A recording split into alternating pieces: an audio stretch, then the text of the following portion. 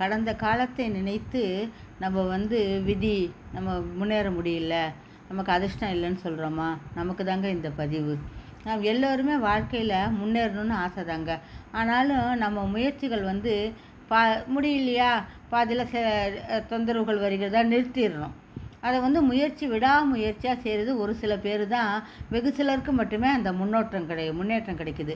அப்படி சில பேர் என்ன சொல்லுவாங்க, எனக்கு அதிர்ஷ்டம் இல்லை என்பாங்க. எல்லாருமே முயற்சி செய்தால் அதிர்ஷ்டம் தானாக வருங்க. முயற்சி தாங்க. முயற்சினால நம்ம இது பண்ணலாம். இதுக்கு ஒரு சின்ன கதை கூட உண்டுங்க. ஹாய், வணக்கம். நான் உங்கள் யோகா பாமா நந்தகோபால் பேசுகிறேன். அனைவரும் சிறப்பாக இருக்கிறீர்களா? அனைவரும் மிகவும் சிறப்பாக இருப்பீர்கள்.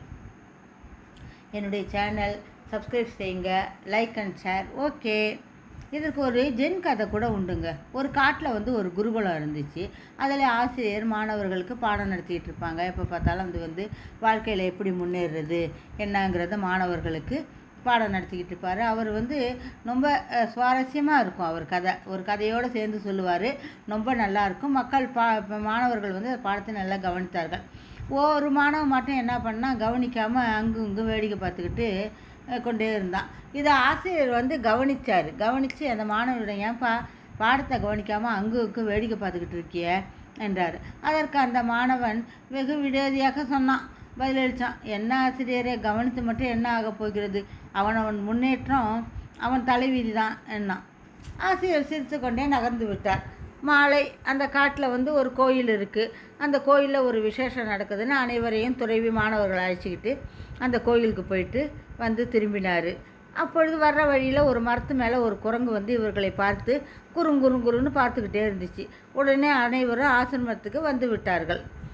மறுநாள் என்ன பண்ணால், அந்த துடுக்கு மாணவனிடம் ஒரு கூடை நிறைய நாவல் பழத்தை கொடுத்து அந்த குரங்கிடம் சென்று போய் இந்த பழத்தை சாப்பிட்டு வரைக்கும் இருந்துட்டு கூடையை வாங்கிட்டு வா, சாயந்தரம் ஆனாலும் வான்னு சொல்லி அந்த மாணவனை குரங்கிடம் அனுப்பிவிட்டார். அந்த மாணவனும் குரங்கிட்ட போய் அந்த கூடையை கொடுத்தான். குரங்கு அந்த நாவல் பழத்தெல்லாம் ருசித்து சாப்பிட ஆரம்பித்தது. கொஞ்சம் சாப்பிட்ருக்கும்போது சில நாவப்பழங்கள் அது அமெரிக்காவாக எடுக்கும்.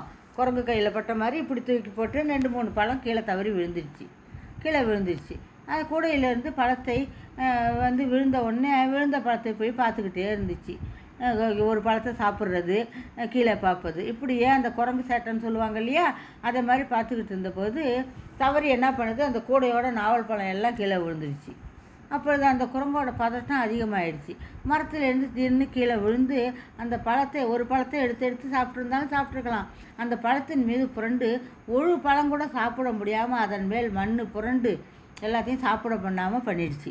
அதை பார்த்து இந்த மாணவன் சிரிச்சுக்கிட்டே இருந்தான். அந்த சமயம் மாலையானது. ஆசிரியர் வந்தார்.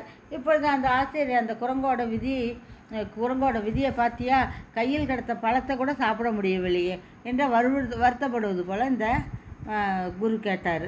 அதற்கு அந்த மாணவன் சிரித்துக்கிட்டே, ஆசிரியரே, இங்கே என்ன நடந்தது தெரியுமா? இந்த குரங்கு சாப்பிடும்போது ஒரு 2 பழங்கள் கீழே விழுந்துச்சு. அதை விட்டுட்டு மீதியை சாப்பிட்ருந்தாலும் சாப்பிட்ருக்கலாம். ஆனால் அந்த குரங்கு அது கீழே விழுந்த பழத்தை பார்க்குறது, இதை பார்க்குறது, இப்படியே பண்ணி பழத்தோடு தட்டி விட்டுடுச்சு.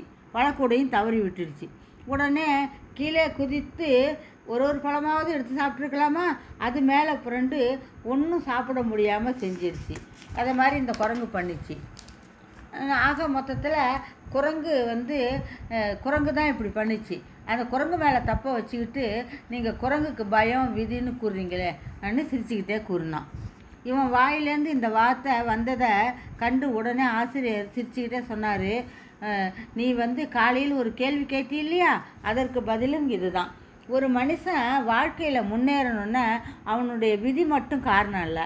நான் எப்படி முன்னேற முயற்சி செய்யும்போது அந்த தோல்வியை நாம் எப்படி கையாளுகிறோம் என்பதும், அவனுடைய இழப்பை பதட்டமான சூழ்நிலையிலும் எப்படி நம்ம கையாளுறது, நிதானமாக முடிவு எடுப்பது போன்றவற்றை தான் நம் வெற்றியானது தீர்மானிக்கிறது. ஆகவே நீயும் விதி மேல் பழிய போடாமல் நீ பார்க்க வேண்டிய பாடத்தை எல்லாம் நன்றாக படித்து முன்னேறப்பாரு. நமக்கும் குரங்குக்கும் பெரிய வித்தியாசம் இல்லை. ஆகவே எந்த தோல்வியிலும் பதட்டப்படாமல் முடிவெடுத்து நாம் வெற்றி பெறலாம். புரிகிறதா? நன்றி, வணக்கம்.